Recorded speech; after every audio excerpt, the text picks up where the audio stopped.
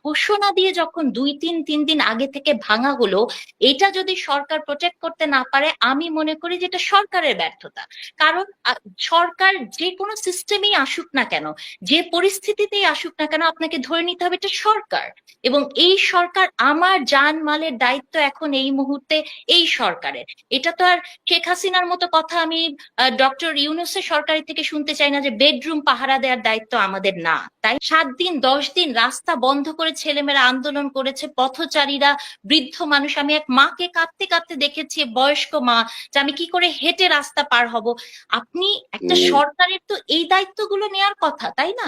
এবং একটা, এই যে সমস্ত দাবিগুলো উঠছে এখন, সমস্ত দাবি উঠলে আমরা শাহবাগ যাচ্ছি, রাস্তা বন্ধ করছি, কিন্তু এই জায়গাটাতে সরকারের একটা কি ফার্ম একটা জায়গায় আসতে হবে না? তাদেরকে একটা ডিসিশন নিতে হবে না? আমিও মঞ্জুর ভাইয়ের সাথে মানে একমত যে একই ধরনের ডিলেমাতে তো আমরা থাকি। কারণ আমি সবসময় একটা কথা বলি যে আমি কোনো কিছুর মানে নিষিদ্ধের পক্ষে না। শুধুমাত্র শেখ হাসিনা, ব্যক্তিগত শেখ হাসিনার চেহারা দেখানোর নিষিদ্ধ, তা ব্যতীত আমি কোনো কিছুর নিষিদ্ধের পক্ষে না। দেখেন, এই নিষিদ্ধ করার ফলে কি হয়েছিল কিন্তু যে, শেখ হাসিনার সাথে যারা সংযুক্ত ছিল তাদের চেহারা আপনি দেখতে চান? না না, শেখ হাসিনার রিলেটেড এই রিলেটেড। কৃতকর্মে কিন্তু আপনি কোন দলকে ঢালাও ভাবে নিষিদ্ধ, মানে আমি যে প্রসঙ্গে কথাটা বলছি আমি শেষ করলে হয়তো আপনার কাছে ক্লিয়ার হবে।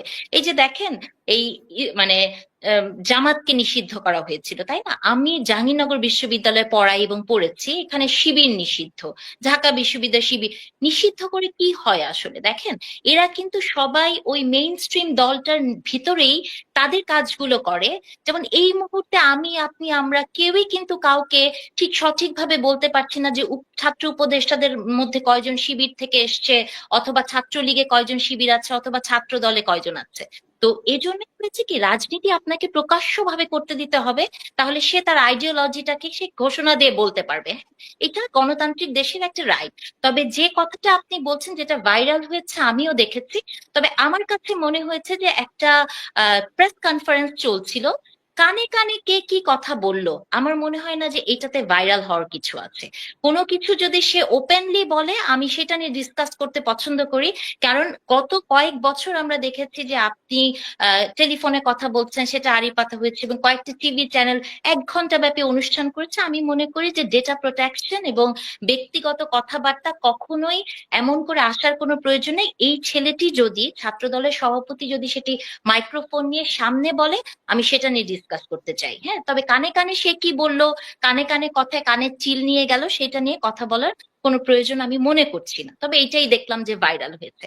এখন এইসব প্রসঙ্গ বাদ দিয়ে আমি আরো কিছু কথা বলতে চাই পূর্ববর্তী আলোচনার প্রেক্ষিত ধরে। যেমন একটা প্রশ্ন রাজ্জাকি ভাই করে গেছেন যে বিএনপি কেন আহ আওয়ামী লীগকে নিষিদ্ধ করার কথা ইউএন রিপোর্টটা আসার পরে বলেছে। দেখেন, বিএনপি আমি যতদূর দেখেছি প্রথম থেকেই বলেছে যে বাংলাদেশের জনগণ যা চায় বিএনপি তাই চায়। বাংলাদেশের জনগণ যদি মনে করে যে আওয়ামী লীগ নিষিদ্ধ হবে, বিএনপি সেটাই চায়। কিন্তু ইউএন এর এই রিপোর্টটা আসার পর হয়তো একটু স্পেসিফিক্যালি বিএনপি বলেছে, কারণ একটা গণতান্ত্রিক দলের একটা গণতান্ত্রিক জায়গায় আপনাকে কোনো ডকুমেন্ট ছাড়া, যেমন আমরা যারা পিএইচডি করেছি, ভাই পিএইচডি করেছেন, রিসার্চ করি, রিসার্চে কিন্তু মানে আপনি নিজের ইচ্ছা মতো কিছু বলতে পারবেন না, কোনো একটা কিছু বেস করে সেটাকে রেফারেন্সে এনে আপনাকে বলতে হবে। তো পলিটিক্সটাও তো আসলে তাই।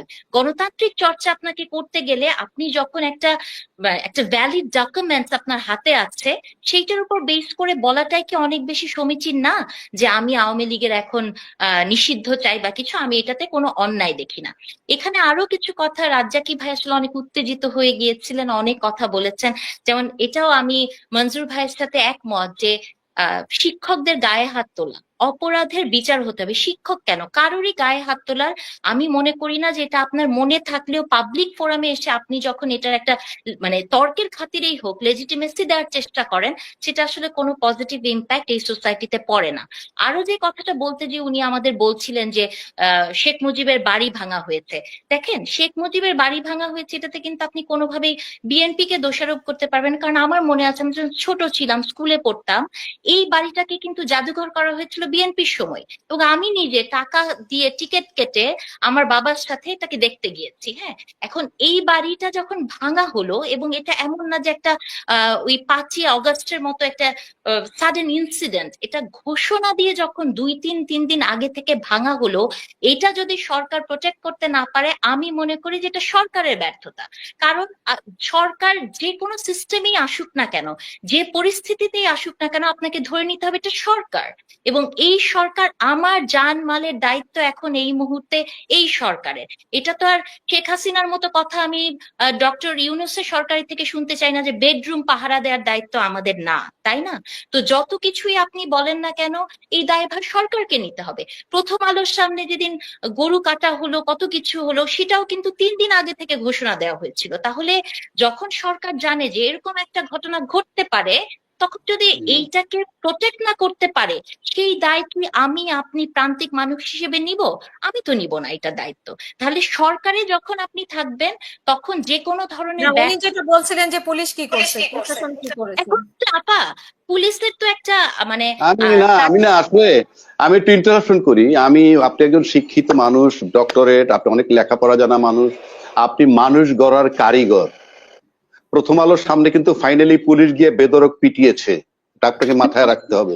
আমাকে শেষ করতে দেন। না না না, না না, আপনি যেটা বলছেন সেটা পুলিশ সেখানেই পিটাতে পারলো না। আপনি বলেন, ঠিক আছে বলেন, আপনাদের বলেন।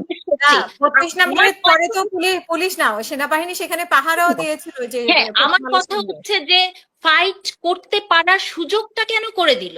আপনি যখনই জানেন যে আগামী পরশুদিন কে সুযোগ করে দিল? আপনি বারবার বলতে পুলিশের রুটিন কাজটা কোথায়? না দেন, আপনি যদি আমার কথা ইন্টারাপ্ট করেন, আপনার তো আমার ধৈর্য সহকারে আমার কথাটা শুনতে হবে।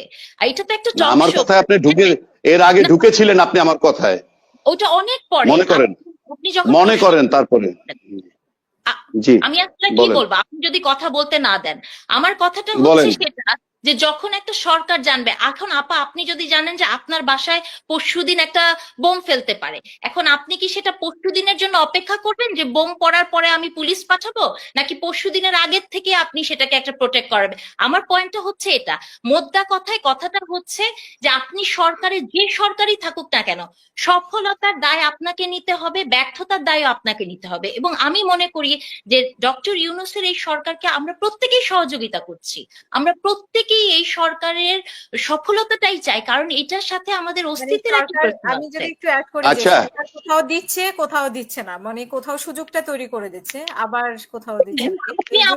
আমি যদি আমাকে তো শিক্ষক হিসেবে আপনি বলছেন বা উনি বলছেন যে মানুষ গড়ার কারিগর, তাহলে যে ঘটনাগুলো তিতুমির কলেজ নিয়ে হয়ে গেল, আপনি আমাকে বলেন তিতুমির কলেজ নিয়ে যে ঘটনাটা ঘটলো, সেটা বাংলাদেশের ঢাকা শহরে যারা থাকেন তাদের কি ধরনের জনভোগান্তি হয়েছে কতটা দিন, তাই না?